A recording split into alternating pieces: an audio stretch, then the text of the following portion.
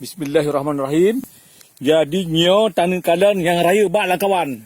Raya bak. Juru hitungnya. Juri hitung jika dalam bak. Ya, awak isi apa? Bismillahirrahmanirrahim. Bismillahirrahmanirrahim. Cika dan. Tu bak ni halu apa? Tu bak ni. Tiga. Dua. Dua. Tiga. Empat. Lima. Enam. Tujuh. Delapan. Sembilan. 10. 11. 12. 13.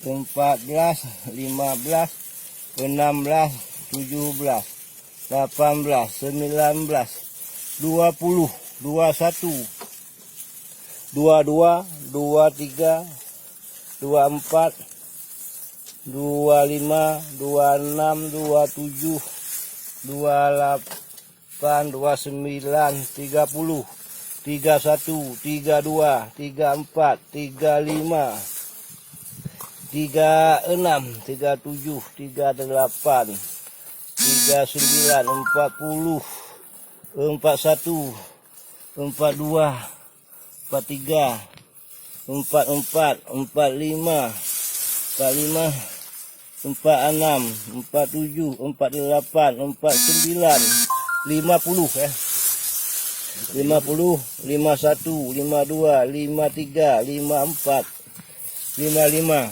56, 57, 58, 59, 60, 61, 62, 63, 64, 65, 66, 67, 68, 69, 70, 71, 72, 73, 74, 75, 76, 77, 78, 78, 79, 80, 81, 82, 83, 84, 85, 86, 87, 87, 88, 89, 90, 91, 92, 93, 94, 95, 96, 97, 98, 99, 100, 101, 102, 102.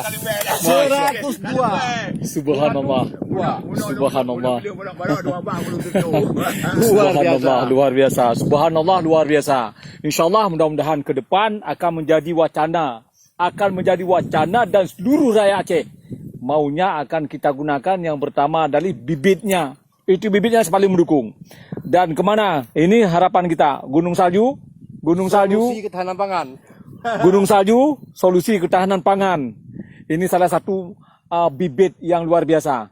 Punan bibit dia, Pak? Ibu kan saya ada leh rampu. Oh, leh pu saya rampu pokoknya. Kamu kamnam 20 ke kabijehnya.